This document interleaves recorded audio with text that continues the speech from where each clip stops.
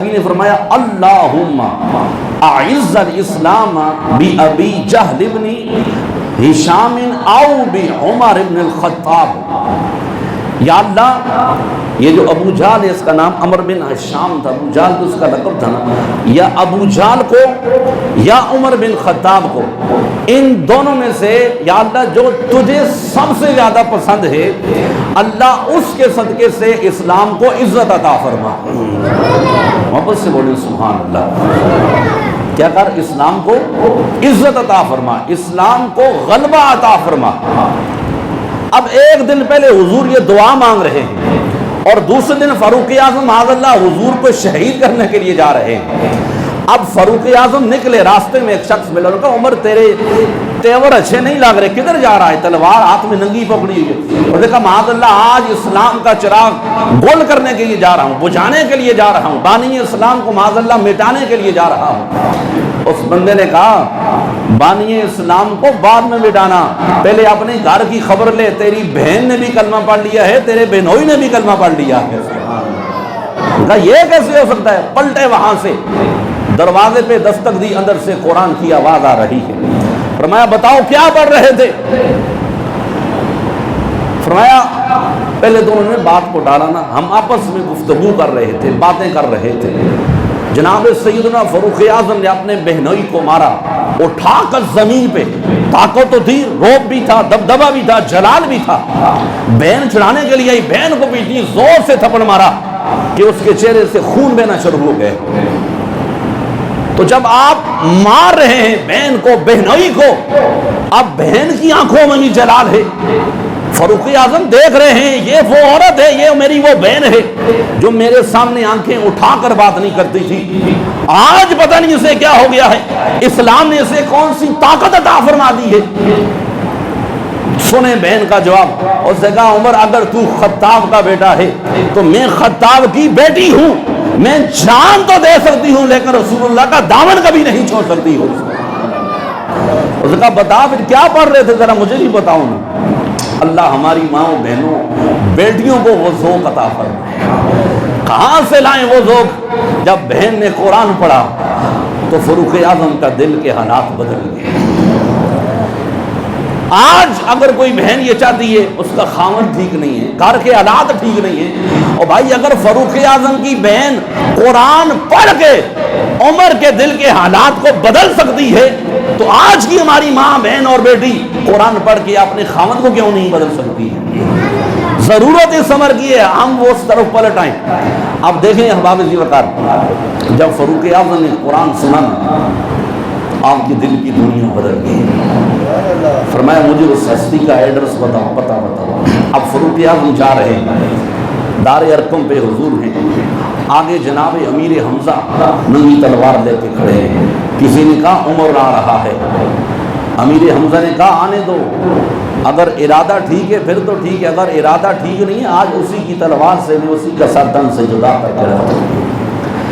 اندر مصطفیٰ کریم نے دعا کے لیے ہاتھ اٹھائے ہوئے ہیں، میرے مصطفیٰ نے فرمایا امیر حمزہ چاچا آنے دو، اس جملے کو سننا ہے اور بولنا ہے۔ سرکار نے فرمایا حمزہ آج عمر بلا بن کے نہیں آ رہا، مجھ مصطفیٰ کی دعا بن کے آ رہا ہے۔ سبحان اللہ، کیا دعا بن کے آ رہا ہے۔ فاروق اعظم تشریف لائے سرکار کے سامنے، میرے مصطفیٰ نے فرمایا عمر وہ وقت نہیں آیا کہ تم حق کو قبول کر لے؟ آپ نے فوراً کلمہ پڑھا، رسول اللہ کی غلامی کو قبول فرمایا۔ سرکار نے آپ کے سینے کے اوپر ایسے ہاتھ مارا اور دعا فرمائی یا اللہ عمر کے سینے سے میل کچیل کو دور فرما دے، اللہ عمر کے سینے کو ایمان کی دولت عطا فرما دے۔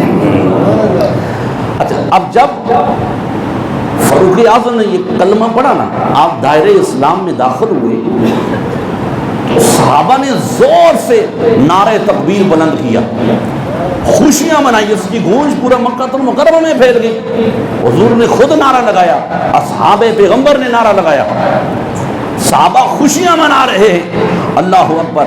میرے مصطفیٰ کریم رؤوف الرحیم صلی اللہ علیہ وآلہ وسلم کے غلاموں، ادھر صحابہ فرش کے اوپر خوشیاں منا رہے ہیں، نعرے لگا رہے ہیں، ادھر جبریل میرے مصطفیٰ کی چوکھٹ پہ حاضر ہو رہے ہیں اور عرض کی یا رسول اللہ لما اسلم عمر اتانی جبریل، جب فاروق اعظم ایمان لائے، اسلام قبول کیا، جبریل چوکھٹ مصطفیٰ پہ، عرض کی یا رسول اللہ فقال استبشر اہل السماء باسلام عمر، اللہ کے نبی ادھر فرش پر عمر کے اسلام لانے پر آپ کے صحابہ خوشیاں منا رہے ہیں، ادھر عرش پر عمر کے اسلام لانے پر رب کے ملائکہ خوشیاں منا رہے ہیں۔ عمر کے اسلام لانے پر کون خوشیاں منا رہا ہے؟ رب کے ملائکہ خوشیاں منا رہے ہیں۔ آپ اندازہ لگائیں میرے مصطفیٰ کریم رؤوف الرحیم صلی اللہ علیہ وآلہ وسلم کے غلاموں۔ اچھا ایک بات مجھے بتائیں، پڑھے لکھے لوگ بیٹھے ہیں، جب سرکار نے دعا فرمائی یا اللہ عمر کے صدقے اسلام کو عزت عطا فرما، بھائی جواب تو یہ بھی آ سکتا تھا نا، اب کوئی بندہ یہ اعتراض بھی کر سکتا تھا نا، بھائی اللہ کے ہوتے ہوئے حضور کو عمر کی کیا ضرورت ہے؟ سوال بنتا ہی نہیں بنتا۔ جب اللہ ہے تو کوئی کہہ دینا بھائی ہمارے لیے اللہ ہی کافی ہے، جیسے یہ نعرہ لگایا جاتا ہے اللہ ہی کافی ہے، تو جب اللہ کے ہوتے ہوئے حضور کو عمر کی کیا ضرورت پڑ گئی تھی؟ اس کا مطلب یہ ہے آپ کو ماننا پڑے گا میرے مصطفیٰ کریم کے غلاموں، پڑھا لکھا مجمع بیٹھا جملے کو سننا ہے اور میں دیکھتا ہوں، میں چیک کرتا ہوں آپ کو سمجھ آئی ہے نہیں آئی ہے۔ اس کا مطلب یہ ہے اگر اللہ کے ہوتے ہوئے میرے مصطفیٰ کو عمر جیسے غلام کی ضرورت ہے، ایسے ہی اللہ کے ہوتے ہوئے ہم غلاموں کو نبیوں کے امام کی بھی ضرورت ہے، سبحان اللہ۔ اور دوسری بات اللہم اعز الاسلام، یا اللہ عمر کے صدقے اسلام کو عزت عطا فرما۔ ایک جملہ، میں فتنہ پھیلانے والا نہیں ہوں، اصلاح ضروری ہے، ایک جملہ میں کہتا ہوں، لوگ کہتے ہیں جی کوئی بندہ فاروق اعظم کو نہیں مانتا، کوئی یہ نہیں کرتا، وہ نہیں کرتا، کوئی احترام نہیں کرتا۔ ایک ہی بات ہے، حضور نے فرمایا عمر کے صدقے اسلام کو عزت عطا فرما۔ بھائی جہاں جہاں اسلام ہوگا وہاں وہاں عمر کا احترام ہوگا، نہیں سمجھے جملہ حسن کار کا، جہاں جہاں اسلام ہوگا وہاں وہاں عمر کا، سارے بولو وہاں عمر کا احترام ہوگا، جہاں اسلام نہیں ہوگا وہاں عمر کا، بات ختم۔ مجھے اور آپ کو عزت ملی ہے، واہ فاروق اعظم آپ کی عظمت پہ قربان جاؤں، لاؤ ایسی مثال، مجھے اور آپ کو جو عزت ملی ہے، جو مقام ملا ہے، لوگ ہاتھ چومتے ہیں، ممبر پہ بٹھاتے ہیں، آپ عزت کرتے ہیں، احترام، کس کی وجہ سے؟ دین کی وجہ سے، اسلام کی وجہ سے ہمیں مقام ملا ہے، عزت ملی ہے۔ عمر وہ ہے میرے نبی کے غلاموں، ساری کائنات کو عزت اسلام کی وجہ سے ملی ہے، اور اسلام کو عزت اللہ نے عمر کی وجہ سے عطا فرمائی ہے۔ یہ مقام